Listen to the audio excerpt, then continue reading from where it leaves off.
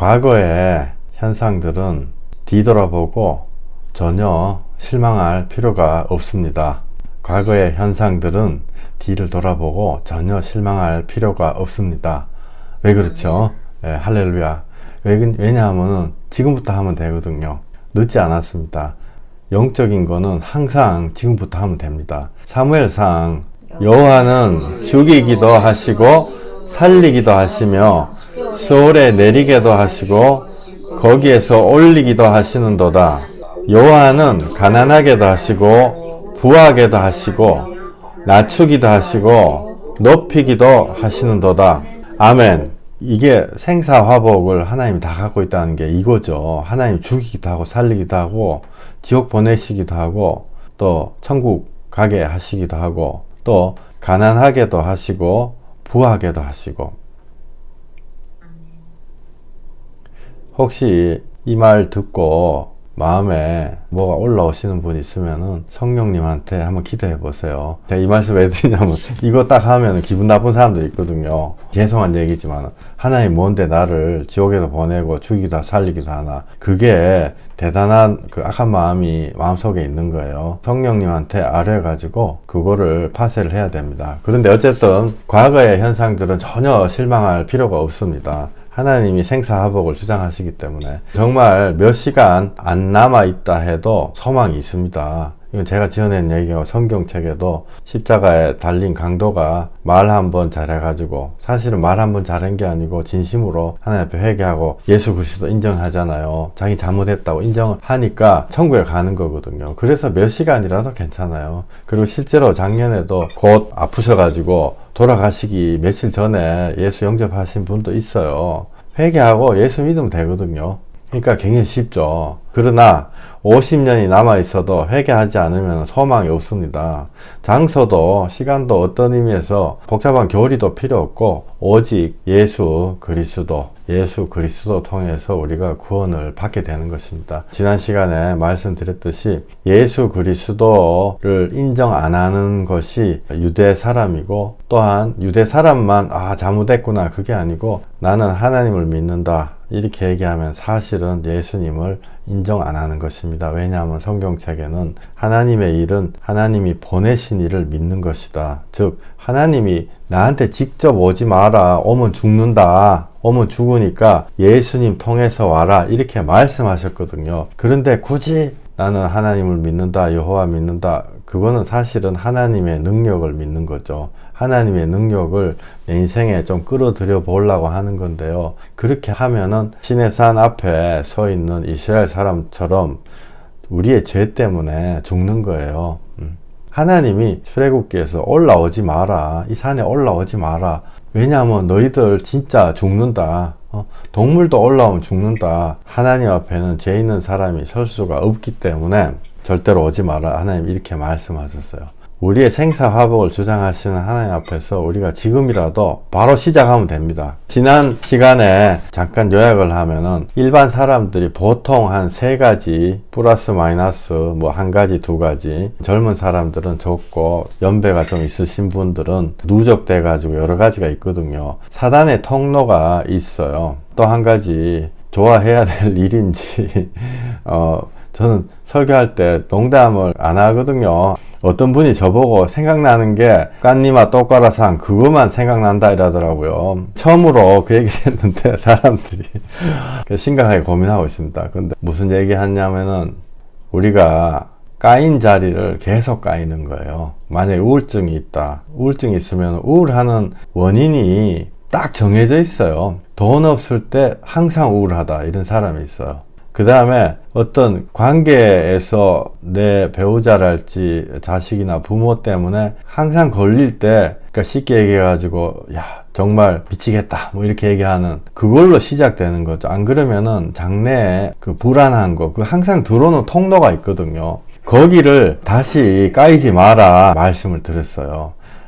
그죠? 이걸 왜 말씀을 드리냐면은 과연 내 인생에서 까인 자리 또 까이고 있는 이게 어딘가 그 존재가 무언가 상처다 예를 들어서 이러면요 할머니가 되어도 어릴 때 엄마한테 받았던 차별이랄지 가정에서 여러 가지 아들 위하고 딸 쳐내놓고 이런 거에 대한 상처, 할머니가 돼도 연배가 굉장히 올라가도 그거 그대로 아파하고 있어요. 조금 덜 아프죠. 제가 한 사람 두 사람이 아니고 여러 사람, 심지어 나이가 아주 많아지셨는데 잊어버렸을 것 같다라고 생각되는데도 그 상처가요, 아직도 상처예요. 이거 솔직하게 얘기하면은 멘탈이 강한 사람들은 무슨 그거를 아직까지 붙잡고 있냐, 그러는 사람들이 상처를 갖고 있더라고, 내가 보니까. 그런 분들한테는 도끼로 까이고 또 까이는 게 그 상처죠. 예를 들어서 어릴 때 엄마한테 받았던 거, 안 그러면 아버지한테 받았던 거, 안 그러면 어떤 분은 이제 돈이에요. 여러 가지 그 까이는 상처가 있는데요. 그 어떤 다중인격 장애 환자들, 고생한 사람들 다큐멘터리를 좀 보고 공부를 한 적이 있는데요. 35 이렇게 됐는데 5살 때 받았던 상처, 받았던 그 순간, 미국에 뭐 강간 이런 게 많잖아요. 한국도 있겠죠. 근데 강간 당했는 그 순간을 그대로 기억하고 있는 거예요. 그래가지고 기억하는 것뿐만 아니라 비명을 지르고 있어요. 나이가 35이 됐는데도. 그때 그 인격이 살아가지고 쪼개지는 거죠. 정신이 쪼개지는 거예요. 하나의 정신은요, 5살 때 머물고 있는데 특별하게 그런 게 있나 보다 이런 게 아니고, 실제로 그 5살짜리 인격이 돌아올 때는 30년 전에 겪었던 그 고통을요, 아야 그러고 지금 느끼고 있어요. 지금 30년 전에 느꼈던 고통을 지금 느끼고 아야 그러고 울고 뭐 아파요 막 그러더라고요. 와, 제가 그걸 보면서 이거는 우리가 못 이기는 거구나, 우리가 이길 수가 없는 거구나. 별거 다 해보죠. 병원도 가보고 약도 먹고 심리 치료도 받고 부흥회도 가보고. 그런데 그런 걸로 잘 되지 않아요. 예수님이 들어오실 때, 예수님을 나의 맨정신으로 붙잡을 때 하나님이 여러 가지 은혜를 많이 주시는데요. 병이 낫거나 예를 들어서 이런 거죠. 나한테 치유받아야 될 게 10가지다. 그런데 10가지 한 세트에 해주는 경우가 참 드물어요. 그 중에 가장 정말 이 사람을 완전히 묶고 있는 거, 내가 예를 들어서 뭐 다리가 성하지 않아가 안진병이라서 하나님 예배를 못 나간다. 하나님은 다리를 탁 풀어가지고 예배하게 만드시거든요. 그러면 다리 풀려가 예배하러 가면 나머지 거는 다 되냐? 나머지 거는 또 우리가 하게 하세요. 핵심은 우리가 맨정신으로, 이 어려운 말로 지정이라고 그러잖아요. 맨정신으로 예수님을 붙잡아야 되는 것입니다. 그래서 까니와 똑까이는 그런 부분들이요, 불같은 성격도 있고, 예를 들어서 불같은 성격이 되려면요, 불같은 성격 갖고 있는 분이 스스로가 피해자예요. 당신이 피해자다 이거죠. 너무 외롭고 괴롭고 서로 어떤 그런 혼자 머물고 황당했던 상황이 있었기 때문에 그때 팍 이렇게 꼬부라져서 자기만의 세계로 들어간 사람도 있고 적극적으로 대항하는 사람도 있거든요. 그래서 불같은 성격이 되는 거죠. 일종의 방어, 나를 지키려고 막 거세게 나오는 그런 분들 꽤 있거든요. 근데 그런 분들 한 2번, 3번 정도 만나고 나면은 그 속에 있는 얘기요, 진짜 여러 가지 많이 해줘요. 옛날에 지금도 생각나는데 어떤 학생 하나 내가 한 몇 번을 만났는데도 얘기를 안 해주고 이래 나한테 편지를 썼더라고요.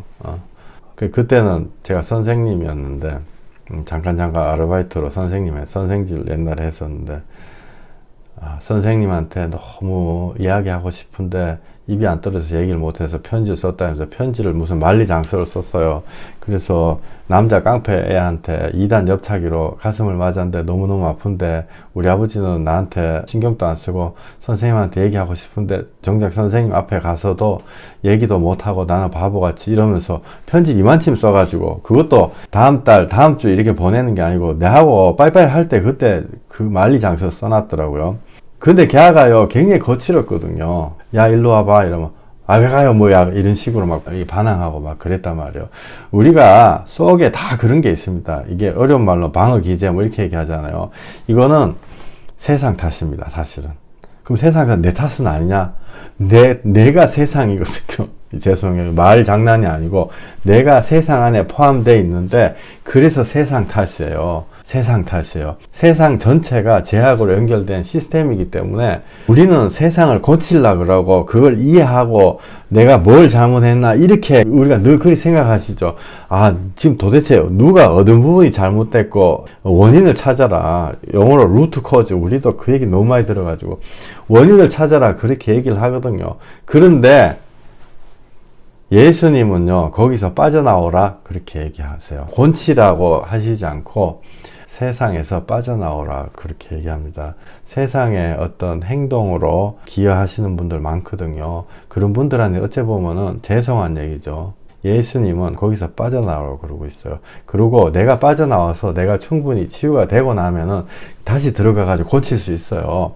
그때 고치는 게 적절한 거죠. 내가 고침을 받기 전에 그 안에 들어가가지고 고치를 하다가 내가 도리어 세상한테 삼킨 바 되거든요. 시편 1편 1절에 복 있는 사람은 죄인들의 길에 서지 아니하고 그 길에 안 선다. 오만한 자들의 자리에 앉지 아니하고 거기 들어가면 안 돼요. 그래서 마귀의 전략은 평생을 정의 구현을 스스로 해라 이렇게 시키는 거죠. 내가 정의 구현을 해야 된다. 네가 지금 힘내가지고 고쳐야 된다. 남편은 아내 탓, 아내는 남편 탓, 자식은 부모 탓, 막 서로 탓하는 거죠. 탓하는 것까지도 괜찮아요. 무서운 거는요, 서로 탓하다가 시간이 다 지나가지고 다 죽어 뿌린다는 거죠. 탓하다가 이 세상에서 이미 지옥이 이루어져 가지고 하늘과 연결된 지옥이 이루어져 가지고 죽는다는 거예요. 우리가 수천 번, 수만 번 외운 주기도문 뜻이 하늘에서 이루어진 것 같이 땅에서도 이루어지다. 이게 하늘과 땅이 연결되어 있거든요. 이 세상이 지옥 같다 이런 거는요, 진짜 지옥이 거기 구현되어 있기 때문에 그래요. 아까도 우리 집에 애들 몇 명 놀러 왔는데 애들 환하게 웃는 얼굴 보면은 저절로 기분 좋아지고 뭔가가 막 해소가 되잖아요, 속에서. 그게 왜 그러냐면은 하늘나라에서 자신의 속을 다 드러내고 그렇게 환하게 웃기 때문에 그 천국의 모습이 이 지상에 이 투영이 됐기 때문에 우리가 기분이 좋은 거죠. 꽃 같은 것도요, 하늘나라 가면요 꽃만 있어요. 하늘나라에 좋은 것들, 하얀 옷이 왜 좋냐면요, 하늘나라에 가면요 다 하얀 옷 입고 있거든요. 젊은 사람이 왜 좋냐면은 막 20대 30대 하늘나라에 가면요 다 그런 얼굴로 자기가 가장 아름다운 얼굴로 있는 거예요. 마귀는 세상의 시작 처음부터도 우리한테 너희가 선악간에 판단해라. 너가 정의를 세워라. 그래서 내가 몇 번 얘기해야 되냐, 항상 이런 말 하게 되죠. 창세기 3장 5절에 너희가 그것을 먹는 날에는 너희 눈이 밝아져 하나님과 같이 되어 선악을 알 줄 하나님이 아심이니라. 완전히 교묘하게 속여가지고 우리한테 공명심을 확 일으키죠. 저는 이 공명심이란 단어를 깊이 생각할 때가 많거든요. 공명심이라는 말이 무슨 말이냐면 내가 어떤 공을 세워가지고 나의 이름을 나타낸다는 뜻이에요.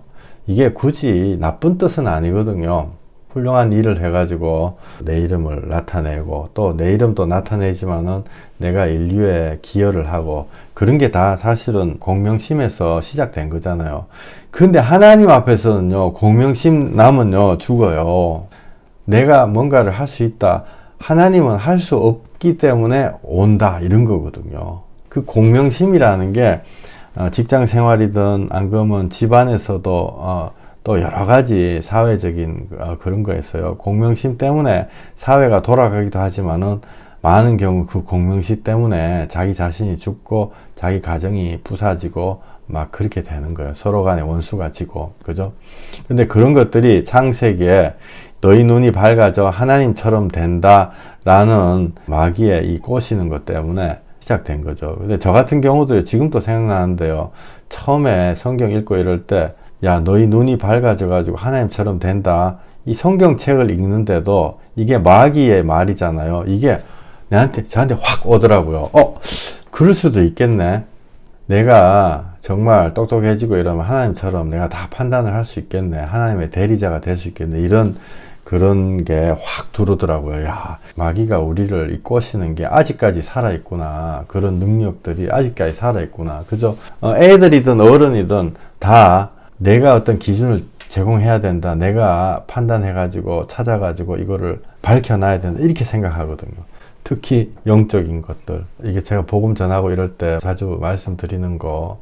강도짓 하는 젊은이가 있다. 그 사람이 우리가 봤을 때는 딱 판단을 하죠. 그 사람이 아파 죽어가는 엄마가 있을 수도 있고, 평생을 아버지에게 두들겨 맞아서 어떤 상황이 오면은 자기도 모르게 확 그냥 울컥 해가지고 뭐가 튀어나올 수도 있고, 어떤 사람은 지난 50년간 서름 때문에 그런 게 한꺼번에 튀어나와가지고 그럴 수도 있고, 안 그러면 어떤 사람은 간질병이 걸려가지고 흔한 노가다도 못하고 그럴 수도 있어요. 이게 지금 제가 말씀드리는 이 사례들 있죠. 이거 제가 실제로 겪었던 사례들. 내가 겪은 것도 뭐 몇 가지 있겠지만은, 제가 같이 사람들하고 기도하면서 이런 일들이 다 있는 거예요. 제가 말씀드리는 건요, 우리가 판단하지 마라, 이런 말이 아니에요. 판단하지 마라, 이거는 성경에도 그렇게 나오지 않아요. 예를 들어서 내가 판단이 막 떠오르는데 내가 초인적인 어떤 마인드 컨트롤을 해가지고 판단을 하지 마라, 이게 바로 율법이죠. 이거 판단하지 말라가 아니라 우리가 제대로 된 판단을 할 만한 지혜가 없다는 거죠. 강도짓하는 젊은이가 있으면은 그 사람한테 죽어가는 엄마가 있을 수도 있고, 남편이 이상한 행동을 하면 그 사람이 어릴 때 어떤 특정한 경우 심하게 인격이 훼손돼 가지고 어떤 상황에서 그게 튀어나올 수도 있고, 이거 우리가 알 수가 없기 때문에 판단을 못 한다는 거예요. 하지 말라는 거가 아니고 판단을 못 한다. 우리가 판단을 할 능력이 안 된다는 거죠. 그러나 우리는요, 실상은 평생을 잘잘못을 따지다가 시간을 허비하는 거죠. 그래서 30, 50 이렇게 돼서 주님 앞에 그때 돌아오면은 주여 천부여 의지 없어서 이제 옵니다. 그러면서 그때부터 회개하기 시작하는 거거든요. 그래서 뭐 제 또래 있으신 분들 50 넘어가지고 하나님 앞에 오면은 그 50년 동안 자기가 판단하던 그 구조를 바꿔야 돼요. 바꿔야 되는데 그게 얼마나 힘이 들겠냐고요. 시간이 필요하죠. 그래서 불쌍하다, 또 이게 긍휼하다, 이런 마음을 가져야 된다고 지난 시간에 말씀을 드렸습니다. 근데 어쨌든 복음을 전하다 보니까 대략 내한테 있는 마귀의 통로는 3가지 정도, 플러스 마이너스. 젊은 사람은 1가지, 적어요. 좀 나이가 있으시면은 한 서너 가지. 그런데 그것들이 이렇게 보니까 서로 연결이 돼 있더라고요. 그러니까 원인은 1가지죠. 하나님을 떠난 건데, 실제 마귀 사단의 통로는 막 3가지 있다, 4가지 있는 게 이런 식이에요. 어릴 때 심한 훼손을 받은 사람이 있다. 그러면 그 사람이 그 훼손 때문에 결혼을 해가지고도 상대편 배우자를 똑바로 인간처럼 정상적인 관계로 대하지를 못하는 거예요. 일종의 분풀이랄지, 종로에서 밥 먹고 한강에서 분풀이 하는 식으로, 그런 식으로 대상이 바꿔가지고 분풀이를 하다 보니까 또 다른 틈이 생기는 거죠. 또 다른 까이고 또 까이는 게 생기고, 그러다 보니까 예를 들어서 자식이랄지, 안 그러면 뭐 직장이랄지, 그런데 문제가 생겨가지고 새로운 제3의 통로가 생기는 거고, 이런 말씀 드리는 건요, 사실 제가 지어낸 말은 아니에요. 우리가 대부분 다 그런 거에 딱 묶여 있습니다. 그거가 객관적으로 그냥 그런 게 있었다 이러면은 우리가 회복될 수도 있거든요. 그러나 세상에는 반드시 영적인 존재가 있어요. 많은 경우 예수님 붙잡고 일어설라 그러면 그 순간에 그 딱 치거든요. 급소를 딱 친단 말이에요. 별의별 사람들이 정말 다 있죠. 교회 나올라 그러면 거의 99% 희한한 일이 생기는 거는, 그거는 거의 기본이야.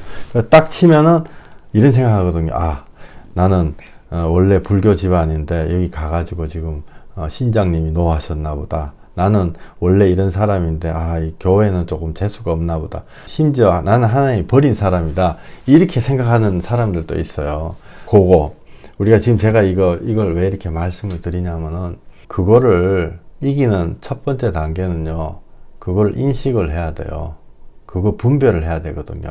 과연 나한테 있는 마귀가 마음대로 밀고 당기는 이 구멍은 과연 도대체 뭔가, 이거를 곰곰이 한번 생각해 보세요. 몇 개 안 되거든요. 정말로 몇 개 안 돼요. 근데 그걸로 까이고 또 까이고 평생에 무슨 이렇게 깨닫고 나면요, 이게 장난 같아요. 야, 이 1가지 때문에 내가 평생 이렇게 자빠지고 엎어지겠구나. 어떤 분 1가지, 2가지. 그죠? 그래서 이거를 곰곰하게 묵상하시고 하나님께 기도하셔가지고, 과연 마귀 사단이 나를 완전히 가지고 노는 이 통로가 과연 무언가, 그걸 한번 꼭 묵상해 가지고 찾아보세요. 자, 에베소서 4장 27절 32절 마귀에게 틈을 주지 말라. 서로 친절하게 하며 불쌍히 여기며 서로 용서하기를 하나님이 그리스도 안에서 너희를 용서함과 같이 하라. 아멘. 예, 여기 틈을 주지 마라. 이거는요, 절대로 율법으로 틈을 주지 마라. 이거 아니에요. 이거 제가 굉장히 좀 마음이 안타까운 부분인데, 마귀에게 틈을 주지 마라. 이래가지고 보통 사람들이 어떻게 이걸 이해하고 있냐면은, 내가 완벽해져가지고 내가 갖고 있는 모든 틈을 다 막아버리자. 이렇게 다들 생각하고 있거든요. 그렇잖아요. 아, 내가 무슨 도둑질을 한다. 이러면은 틈을 막기 위해서 도둑질 하는 장소 가면 안 된다. 내가 술에 너무너무 약하다. 그러면 내가 아예 술 자체, 술집 근처도 1km 근처도 안 간다. 이렇게 보통 율법이나 교훈에서 말하는 내가 완벽해져 가지고 모든 틈을 다 막아버려. 이렇게 우리가 알고 있고 그렇거든요. 근데 정반대입니다. 정말 교훈이라는 게요, 굉장히 무섭습니다. 성경을 가장해가지고 인간적인 어떤 자기 교훈을 심어주고 이렇게 하면요, 그 굉장히 두려운 거예요. 그래서 사람들이 헛된 거를 목적으로, 나는 마귀의 틈을 막아야지. 그러면서 10년, 20년, 30년 막 정진하거든요. 정진한다고 안 돼요. 성경은요, 그렇게 말하고 있지 않거든요. 율법으로 의롭게 되는 것이 아니다. 갈라디아서 2장 16절. 내가 내 틈을 다 막을 수 있다면 예수님 왜 오셨어요? 예수님 오실 필요가 없거든요. 나는 틈이 많아요. 근데 진정한 틈을 막아버리는 방법은요, 예수님이 다 막으셨다. 이미 예수님이 다 막고 이기셨다. 내가 예수님 안에 피한다는 거거든요. 내가 도피성 안에 그릇 살인했을 때 도피성 안에 들어가서 숨으라, 잘못했어도 안 죽인다. 그 안에 따라 들어가서 너 벌 안 한다. 언제까지? 기름 부음 받은 대제사장이 죽기까지. 예수님이 내 마음에서 죽기까지. 무슨 말씀인지 아시겠죠? 틈을요, 내가 다 막아버리라는 건 아니에요. 이렇게 하면, 그러면 내가 뭐 술집도 마음대로 들락날락 거리고 못된 짓 다 해도 되는 거야. 그거 아니다고요. 그죠? 틈을 내가 다 막을 수 있다는 생각을 버리라는 거죠. 내가 막아야 돼요. 술 안 먹어야 돼요. 안 먹고. 근데 한 잔 먹었다 그래가지고 그걸로 쓰러지는 게 아니고, 내가 완벽해서 항상 율법을 지키려 하다가 쓰러져가지고 그 다음에는 자기가 원치 않았던 더 나쁜 데로 가거든요. 그래서 그게 바로 교훈이고, 그게 우리를 죽이는 의문의 율법인 거죠. 그걸 하라는 게 아니고, 예수님 안에 들어가서 내가 할 수 없기 때문에 예수님 도와주세요. 예수님한테 사실은 문제를 떠넘기는 거죠. 주여, 나는 주님 안에 들어가고 싶습니다. 4장 32절에 불쌍히 여기며 서로 용서해라. 잠깐 다른 얘기 하면요, 싸움 나고 막 그러잖아요. 근데 싸움을 이기는 방법은요, 인간들은 화해라 그러잖아요. 화해해라 뭐 이렇게 하는데, 화해가 사실은 큰 도움은 안 돼요. 왜냐하면은 화해하고 나온 다음에 또 싸우거든요. 그리고 화해한다 그래가지고 내 안에 있는 원한이랄지 이런 게 없어지는 게 아니에요. 제가 이렇게 보니까요, 성경적으로 여기도 나와 있지만은 불쌍히 여기는 게요, 싸움을 안 하는 거에는 가장 정말 제일 좋더라고요. 이거 꼭 생각하세요. 이게 성경적인 방법이에요. 불쌍하게 생각하는 것. 저 사람은 과연 마귀가 밀고 땡기고 하는 구멍이 몇 개가 있을까? 예를 들어서 어릴 때 너무너무 못 살았다. 그러면은 커서 돈이 너무너무 많은데도 10원짜리를 가지고 막 벌벌 떠는 그런 분들 계시다고요. 많아요. 그러면은 그분들 옆에 있는 사람들이 학을 띄고 지긋지긋 하거든요. 구두쇠다. 근데 그 사람을요, 곤치려고 하거나 아까 얘기하는 대로 내가 정의 구현을 해가지고, 지금 경제 규모가 바뀌었으니까 당신도 바뀌세요. 당신 때문에 내가 지금 골치 아파요. 이렇게 정의 구현을 해가지고 바꾸려고 하거나, 안 그러면은 그거하고 싸우고, 그래, 화해하자. 내가 뭐 참고 넘어갈게. 그걸로 절대로 해결이 안 되는 것입니다. 진짜 성경적인 해결 방법은요, 불쌍하게 생각하는 거죠. 저 사람이 과연 왜 저렇게 하는 건가? 왜 저렇게 돈 몇십억 있는데도 돈 10원 가지고 저렇게 벌벌 떠는가? 그 사람 얘기를 들어보고 같이 기도하고, 그러다 보면요, 그 사람 얘기해 주거든요. 나 어릴 때 너무너무 배가 고파가지고 살아있는지 죽었는지 알고 싶어가지고 내 입술을 꽉 깨물어가지고 내 피를 빨아먹은 적이 있어요. 이거 실제 제가 들은 얘기예요. 너무너무 추운데 연탄불 뗄 돈도 없고 이래가지고 서울에 올라와 상경해가지고 몸이 꽁꽁꽁꽁 냉동칸처럼 얼어가지고 내가 죽었나 살았나 싶어가지고 내 입술을 깨물어서 피 맛을 본 적이 있어요. 그게 그 사람 안에 그 안에 있는 거거든요. 그게 잘했다 그런 게 아니고 그것 때문에 그 사람이 돈 10원을 가지고 벌벌 떠는 거예요. 그걸 알게 되면요. 그걸 알게 되면 그 사람한테 불쌍하게 생각되는 거예요. 불쌍하게 생각되가 당신이 왜 돈 10원 가지고 이렇게 나한테 괴로움을 주냐 이 말 안 나오네요. 불쌍한 사람하고 뭐를 싸우냐고요. 그죠? 불쌍한 사람한테 뭐를 싸우냐고요. 저도 개인적으로 우리 집 사람하고 처음 예수 믿기 전에 싸우다가 예수 믿고 난 다음에 와 부잣집 고관 대작의 딸 같았으면 나 같은 못난 것 같아 시집이라도 왔겠나 이런 생각하니까요. 너무너무 불쌍하게 생각되더라고요. 가난하게 사셨군요.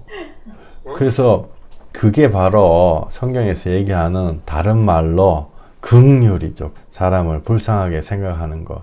예수님이 우리를 위해서 십자가 올라가시고 우리가 갖고 있는 모든 그런 것들을 다 없애버리시고 이기셨습니다. 그래서 우리가 절대로 마귀에게 틈을 주지 말자는 것은 주님 안에 들어가서 이기는 거예요. 골로새서 2장 14절 15절 우리를 거스리고 우리를 대적하는 의문에 쓴 증서를 도말하시고 제하여 버리사 십자가에 못 박으시고 정사와 권세를 벗어버려 밝히 드러내시고 십자가로 승리하셨느니라. 아멘. 예수님이 우리를 칭칭 감고 있는 율법 확 찢어버리셨어요. 그래서 없어졌어요. 근데 어떻게 찢으셨냐면요. 자기 몸으로 찢으셨어요. 이거 찢어져가지고 없다 이런 게 아니고 자기가 돈을 갚고 옛날에 빚쟁이 차용증서 이런 거 있잖아요. 차용증서 확 찢어버렸다고요. 자기가 갚고 난 다음에 그냥 찢은 거 아니에요. 절대로. 예수님이 내가 율법을 온전하게 하러 왔노라. 자기가 빚을 갚고 2배를 갚고 찢어버리셨어요. 그래서 정사와 권세를 벗어 밝히 드러내고 십자가로 승리하였기 때문에 우리가 주님 안에 들어가서 마귀에게 이기는 것입니다. 틈을 안 주는 것입니다. 왜냐 우리가 예수님 안에 들어가면은 마귀의 틈을 막아버리는 거거든요. 그래서 절대로 마귀에게 틈을 주지 말라. 사람들이 그걸로 굉장히 노력한 사람이 있어요. 물론 노력은 해야 되는데 싫어져도 예수님 안에 들어가면 예수님이 더 잘 막아주신다고요. 그래서 회개하고 예수 믿는 것이고 그게 언제 이루어지는가. 누가복음 3장 16절 요한이 모든 사람에게 대답하여 이르되 나는 물로 너희에게 세례를 베풀거니와 그는 성령과 불로 너희에게 세례를 베푸실 것이요. 아멘. 물 세례 할렐루야. 물 세례는 회개 얘기하는 거예요. 목사하고 교회에서 하는 거, 제가 드리는 거, 사실은 형식이죠. 우리가 자범죄 회개하는 거, 이게 사실은 형식이에요. 내가 잘못했구나, 내가 허살았구나, 내가 남편을 잘못했구나, 이런 거 회개하는 건요, 이게 물 세례에 해당되는 거예요. 그죠? 자범죄 회개. 그런데 그 이후에 성령님이 성령 세례. 성령 세례는 우리가 하는 물 세례하고 다른 거죠.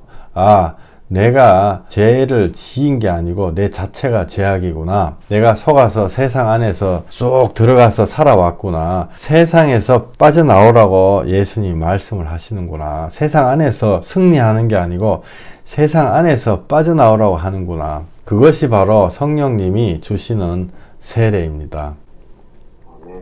아멘. 어제 어떤 분하고 얘기했는데 그분이 제 설교 듣고 공식을 딱 정리를 해가지고 나한테 말씀하시더라고요. 그래서 와, 말씀을 했던 나보다도 다 잘 알고 계시는구나. 어떤 분들이 참 많이 들어가지고 진짜 저보다도 더 잘 알고 계신 분이 많아요. 책도 어떤 분 10번 읽었다, 어떤 분은 7번 읽었다, 뭐 그런 분들 많아요. 내가 불안하더라고요. 내가 뭐 헛소리 해놓은 게 혹시 있는데 그런 것도 저거 하면 어떤가. 그런데 그분이 저한테 말씀하신 게 자기를 보니 까이고 또 까이는 것이 있다는 거죠. 까이고 또 까이는 것이 있는데 그게 해결할 수 없는 과거에서 오는 문제거든요. 항상 모든 문제는 과거에서 오잖아요. 과거에서 와가지고 자기한테 어떤 증상을 불러일으키고 그 증상을 불러일으키면 별의별 생각이 다 드는 거죠. 그러다가 아주 심한 나쁜 생각까지 들고 몇 분한테 들은 얘기요. 그래서 그분이 얘기한 공식이 뭐냐면 이제 그곳을 공격받을 때 세상의 악한 마귀야 내 아픈 곳을 또 공격하는구나. 이제는 안 속는다. 예수님이 2배나 갚으셨다. 2배 갚으셨다고 성경에 2번 적혀 있어요. 예수님 손에서 2배나 갚으셨다. 못 박힌 손에서 2배 갚으셨다. 내가 못된 짓 한 거에 2배를 예수님이 갚으셨다. 그러니까 이제 더 이상 나한테 뭐라 하지 마. 난 예수님에 들어갔으니까 예수 이름으로 명한다. 떠나가라. 이렇게 얘기한다는 거죠. 저는 이제 타인이니까 사람들이 이렇게 변화하는 과정 같은 거 보잖아요. 그래서 어떤 분은 예를 들어서 저는 1대1 이렇게 할 때 뭐 몇 시간 계속 막 울어요. 내가 말할 찬스도 안 주고 그 울던 분들이 안 울어요. 예를 들어서 완전히 안 울어요. 이제 그런 것들이 승리예요. 그게 뭐 모두 100% 다 승리했다는 게 아니고 그런 게 5가지 10가지 서로 덧대 붙이다 보면 그게 더 큰 승리가 되고 그러면 인생 전체가 하나님 앞에 돌아오는 것입니다. 마태복음 8장 예수께서 가버나움에 들어가시니 한 백부장이 나와 간구하여 이르되 주여 내 하인이 중풍병으로 집에 누워 몹시 괴로워하나이다. 예수께서 백부장에게 이르시되 가라 내 믿은 대로 될지어다 하시니 즉시 그 하인이 나으니라. 아멘. 저물매 사람들이 귀신 들린 자를 많이 데리고 예수께 오거늘 예수께서 말씀으로 귀신들을 쫓아내시고 병든 자들을 다 고치시니 이는 선지자 이사야를 통하여 하신 말씀에 우리의 연약한 것을 친히 담당하시고 병을 짊어지셨다 함을 이루려 하심이더라. 아멘. 예, 여기 나와 있습니다. 예수님이 우리의 연약한 것을 담당하셨다. 이렇게 나와 있어요. 그래서 우리의 그 구멍들 많잖아요. 숭숭숭 뚫려 있잖아요. 내가 다 막아야지가 아니고 예수님이 막아주시는 것입니다. 예수님이 건쳐주시는 것입니다. 이사야서 53장 4절에 그는 실로 우리의 질고를 지고 우리의 슬픔을 당하였거늘 우리는 생각하기를 그는 징벌을 받아 하나님께 맞으며 고난을 당한다 하였노라. 그가 찔림은 우리의 허물 때문이요 그가 상함은 우리의 죄악 때문이라. 그가 징계를 받음으로 우리는 평화를 누리고 그가 채찍에 맞음으로 우리는 나음을 받았도다. 아멘. 지금 계속 말씀드리는 게 예수님이 우리의 질고, 질병과 고난 이거를 짊어지셨다고요. 만약에 어떤 분이 잘못됐다 이러면요 그거는 형제님의 잘못이 아니에요. 또 자매님의 잘못이 아니에요. 자매님 혼자서 지은 잘못이 아니고 형제님 혼자서 지은 잘못이 아니다고요. 굳이 따지자면 이 세상의 잘못이에요. 이 제약된 세상의 잘못. 만약에 누군가가 살인했다 이러면은 하나님 앞에 가면 그 살인자가 살아있어요. 살아있다고요. 내가 내 마음에다가 내 육체에다가 죄를 지었어요. 그러면 내 육체는요 50년 100년 지나면 흙되거든. 애들이 막 뛰어노는 땅이 된다고요. 그러면요 그 땅 위에는 애들이 오줌 싸고 똥 싸고 그래도 아무 상관없어요. 하나님 앞에 가니까 내가 죽였던 사람이 살아있어요. 그거를 못 믿으면 사실은 이야기가 성립이 안 되죠. 그러면 과연 진짜 잘못은 뭐냐? 세상에서 빠져나오지 않은 그게 잘못이요. 각각의 죄악 그거 반드시 하나님 잘못했습니다. 각각의 죄악 회개해야 돼요. 그러나 내가 이것 때문에 죽어 넘어질 때까지 나는 계속 과거에 잘못했던 이것 때문에 평생을 회개한다. 그런 회개가 진짜 회개가 아니다고요. 그런 회개는 해도 또다시 타임머신 타고 그 상황에 돌아가면은 또다시 똑같이 죄질 확률이 상당히 높아요. 제가 말씀드리는 진정한 회개는 내가 속해 있던 세상과 내가 하나구나. 그 안에서 한 덩어리가 돼가지고 빠져나오지 않았던 이게 완전히 잘못됐구나. 요한계시록 예수님이 문 밖에 서서 기다린다 이렇게 돼 있어요. 그거는 문 밖이 어디예요? 세상 바깥으로 나오라는 얘기예요. 내가 세상에다 연결이 돼 있으면요 계속 세상에서 전기가 오거든요. 그렇기 때문에 우리가 어떻게 할 수가 없는 거예요. 예수님 문 밖에 서서 기다리신다. 나와야 돼요. 우리가 죄를 하나도 안 짓다는 게 아니고 도리어 그 정반대죠. 우리가 죄가 너무너무 많아요. 제약된 세상에 완전히 꽉 연결이 돼가지고 영원히 죄를 짓는 존재로 남는 거예요. 예수님 통해서 빠져나오지 않으면. 만약에 방에 들어갔는데요, 시꺼먼 숯검정이 사방에 막 널려 있다. 그러면 야, 숯검정 안 묻게 조심해. 너 손에 묻었네, 숯검정. 너 손 잘라버리라. 성경에 손 잘라버리라 이렇게 돼 있잖아요. 너 손에 시꺼먼 거 묻었네. 잘못했네. 근데 야, 나는 손에 묻었는데 너는 얼굴에 묻었네. 서로 우리가요 이런 식으로 서로 막 얘기하는 그런 형국이에요. 손에 묻은 거나 얼굴에 묻은 거나 똑같다고요. 그런데 예수님이 거기 들어와가지고요 두 사람을 확 끄집어내시는 거예요. 방에서 나와라. 나올 때는 예수님 흘리신 피로 씻고 옆에 사랑하는 사람이 있으면 손 콱 잡고 그 새까만 방에서 빠져나와야 돼요. 빠져나오지 않으면요 아무리 자범죄 회개해도 그냥 손 씻겼어. 막 거기 물 있는 거 가지고 막 손 씻겼어요. 안 그러면 옷에 핸드 세니타이저가 손만 딱 씻겼어. 그러면요 30분 있으면 또 손이 또 새까매진다고요. 그죠? 얼굴 씻겼어요. 옷 갈아입었어요. 저 오늘 하얀색 와이셔츠 입었잖아요. 목 사이즈가 맞는 하얀색. 그래가지고 넥타이도 맸는데요. 만약에 하얀색 와이셔츠 입고 새까만 무슨 탄광 같은 데 들어갔다. 탄광에서 빠져나오지 않는 한 계속 이게 새까매진다고요. 이거 막 씻고 이 와이셔츠 씻고 깨끗하게 기분 좋다. 내가 막 회개해가지고 자범죄 회개해가지고 자문한 것만 내가 씻고 이랬다. 30분 있으면 또 새까매진. 그죠? 그러다가 나중에는 완전히 새까만 인간이 돼가지고 그 탄광에서 죽어본다고요. 그래서 빠져나와야 됩니다. 복 있는 자는 거기에서 나와야 돼요. 그 자리에 들어가면 안 되는 거예요. 그래서 누가복음에 너희에게 이르노니 너희도 만일 회개하지 아니하면 이와 같이 망하리라. 그죠? 회개하는 거예요. 회개함으로써 우리가 거기서 빠져나오는 거거든요. 실제로 회개하는 것 자체도 거기서 빠져나오는 행위는 아니죠. 회개하면은 예수님이 탁 듣거든요. 얘 회개하는구나. 예수님이 오셔가지고 이제 데리고 나가는 거죠. 제가 40분 동안 똑같은 얘기를 했어요. 우리가 하는 게 아니고 우리가 빠져나오는 거죠. 내가 그 안에서 권치는 게 아니고 내가 빠져나오고 내가 다 어느 정도 돼가지고 튼튼해졌다라고 싶으면요 그 안에 다시 들어가셔도 돼요. 그러나 그 단계가 아니라 그러면은 거기서 일하지 말고 빠져나오세요. 먼저 빠져나와 가지고 주님 안에 들어가서 내가 권침을 받고 다시 들어가야 돼요. 내 인생의 목적을 찾고 들어가야 된다고요. 제가 뭔가를 하나 보다가 생각이 났는데 심리학 같은 거 이렇게 보면은 스톡홀름 증후군이라고 있거든요. 이 죄송해요. 솔직히 어려운 얘기 하면 안 되는데 사실 어려운 얘기는 아니에요. 심리학에 무슨 뭐 공황장애도 있고 뭐 예를 들어서 우울증도 있고 뭐 별의별 거 다 있잖아요. 뭐 폐소공포증, 어떤 사람은 엘리베이터 안에도 못 들어가고 어떤 사람은 고소공포증. 근데 그 중에 하나가 이름이 좀 복잡하죠. 스톡홀름 증후군이라고 있어요.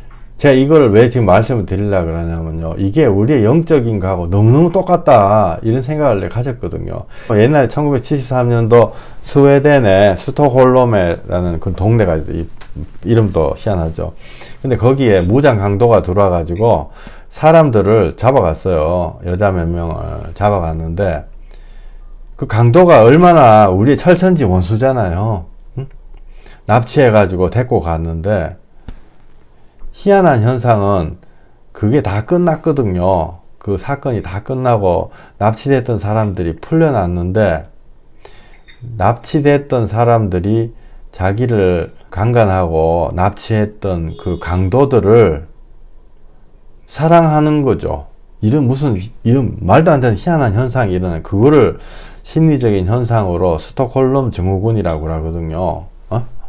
근데 이게 거기서만 일어난 게 아니고 여기저기서 많이 일어나요. 옛날에 엘리자베스 스마트라는 그 여자의 14살짜리가 잡혀갔는데 9개월 동안에 감금돼 가지고 맞고 학대받고, 근데 충분히 도망갈 수 있었는데요. 도망 안 갔다는 거요. 거기가 편하게 돼 가지고 거기서 살고 자기를 납치해 가지고 괴롭히고 이런 사람을요, 도리어 사랑하고 떠받들고 위하고 이런 거하고 똑같아요. 아니 만약 부모가 봤으면 얼마나 속이, 그런 심리적인 현상을 스톡홀름 증후군이라고 그러는데요. 그 부모가 봤으면 얼마나 속이 터지냐고요. 야 빨리 나와. 그런데 걔네들이 아니요, 나 이 아저씨 좋아요, 나 여기서 살고 싶어요, 그렇게 법정에서 주장을 해가지고요, 사람들이 너무너무 황당해 하는 거죠. 아니 이게 무슨 말도 안 되는 거냐. 어떤 사람은요 막 농촌에서 막 닭 기르고 그 집에서 나 여기서 뼈를 묻겠다 이러면서 자기 납치해간 범인, 이런 현상이, 이 심리적인 현상이 왕왕 일어나요.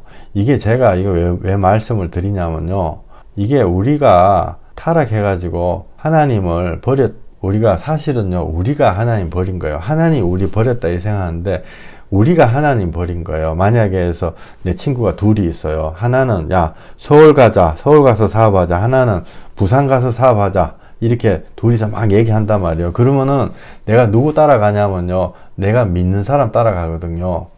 그래 내가 서울 가면 서울 가자는 친구를 내가 더 믿기 때문에 가는 거예요. 부산 가자는 친구를 안 믿기 때문에. 하나님을 떠난 이유는요, 하나님의 말을 우리가 안 들은 거죠. 그 말을 안 믿기 때문에 우리가 하나님을 떠난 거예요.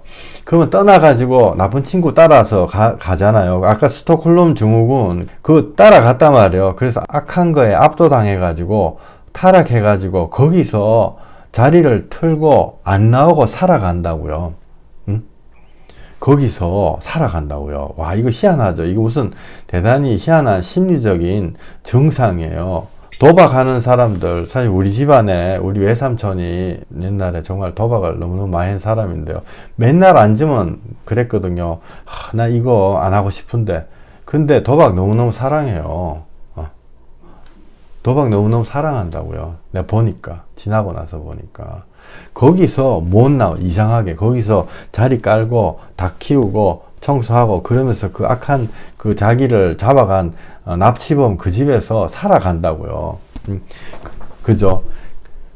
희한하죠. 이거 몇 가지 좀 한번 보시겠습니다. 제가 그 스톡홀름 증후군 종이에 나와 있는 거를 찾아가지고 여기 좀 띄었는데요. 이거 희한해요. 제가 설교 시간에 하나의 말씀만 해야 되는 거지만 제가 한번 읽어볼게요. 이거 그냥 제가 이게 몇 가지 추려가지고 거기 무슨 사건 뭐 이런 거 적어놓은 그런 거 내가, 피해자들은 계속 피해자로 남아 있을까요?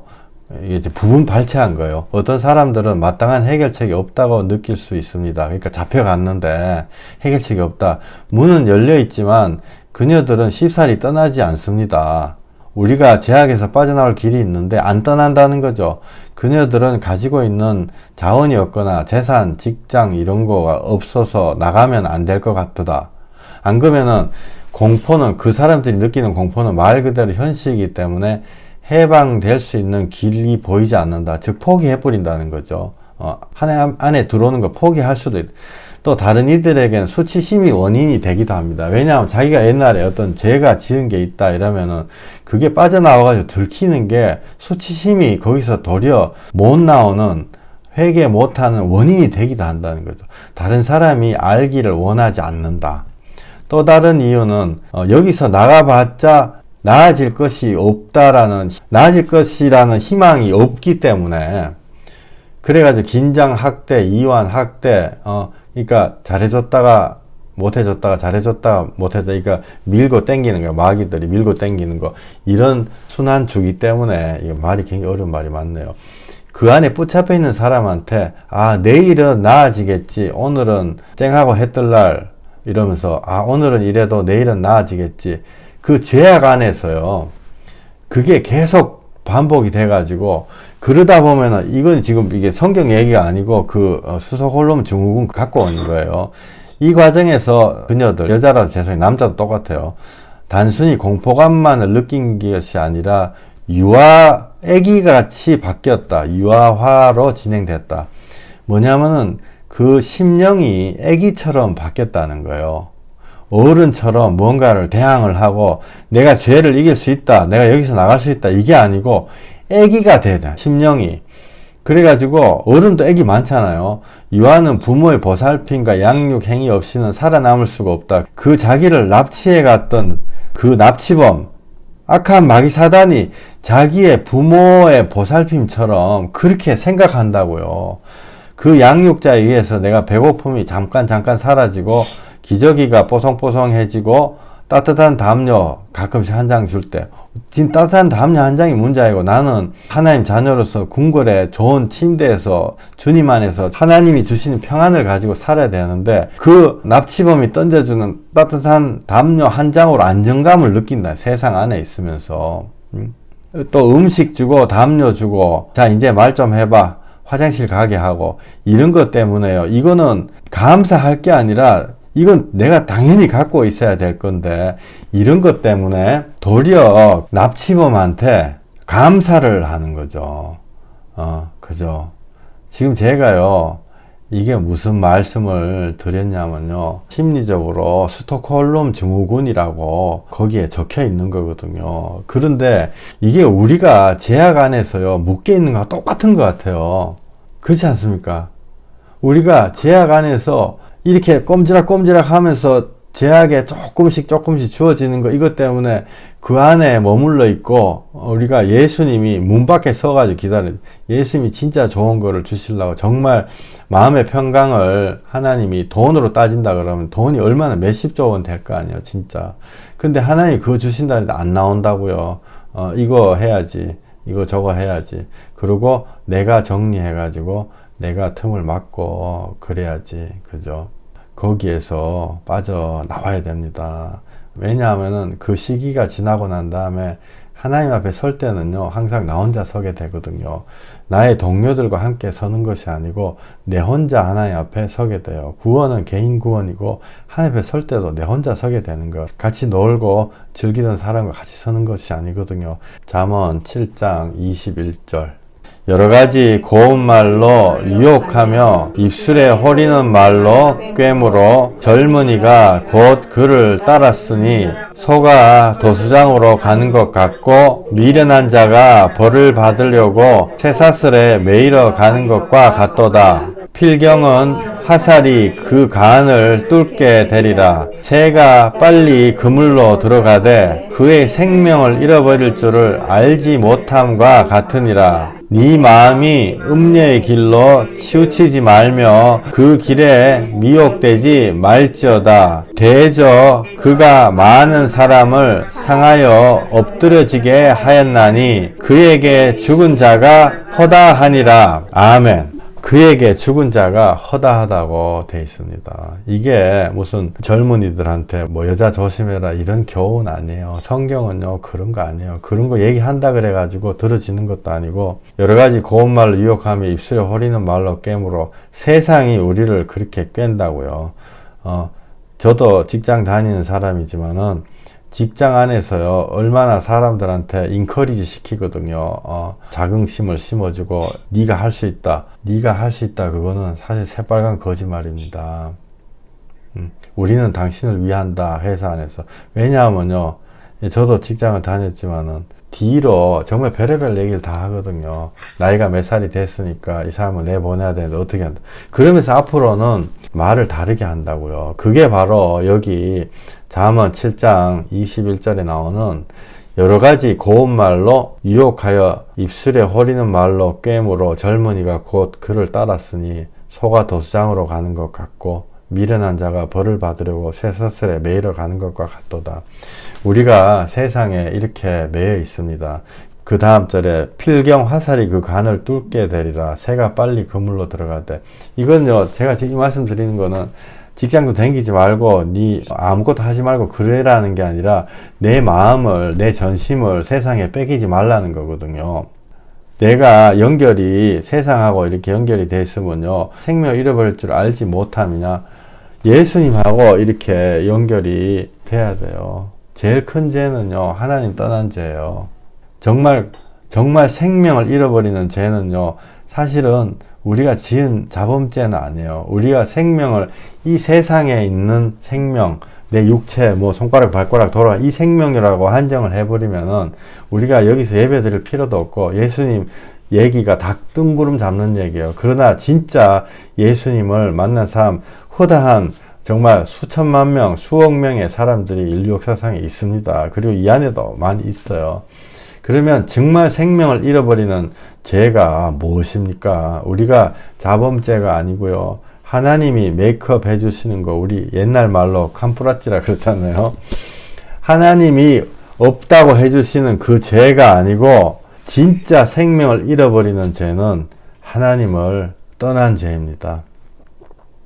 우리가 꼭 이거 잊지 마시고, 하나님 우리한테 말로 해가지고 율법을 줘서 안 됐기 때문에 하나님이 직접 오신 게 임마누엘 예수님이에요. 그래서 우리의 구멍이 너무 많은데 우리의 그 구멍을 꼭 예수님 안에 들어가서 막아야 돼요. 내가 막으려고, 내가 막을 수 있다 이렇게 엄청난 마인드 컨트롤 하는 게 아니고, 아시겠죠?